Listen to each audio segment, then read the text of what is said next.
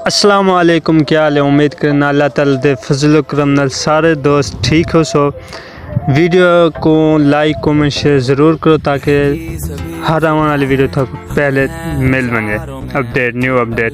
तो आज वाली वीडियो कमाल थे वाले छोटे छोटे नन्हे बच्चे करन कितना खूबसूरत क्यूट है। देख सकते वे ट्यूबवैल चलता पे मैं इतना पानी पीते पानी पीने तो बाद घर वेंदा पिया रास्ते दे विच सोहने सोहने खूबसूरत बच्चे खड़न। देखो ये लकड़ियाँ चावन आया वदन ही टाइम इन्हें जो भाई है वो आंदा पे वो मैं आखे यार मेरे को पठानी बोली सिखा, लेकिन मेरे को नहीं सिखाई।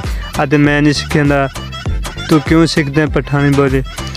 तो खान क्या हाल है, ठीक है, तबीयत सेहत ठीक है यार। मैं ना थोड़ी बोली सीखना चाहना, मेरे को सीखे से कि कहना सीखे से मेरे को दस है। सलाम करो, क्या क्या आते हैं सलाम करें मेरे को अपनी बोलिए पठानी बोलिए। तेरी वीडियो ज़रूर बनानी है।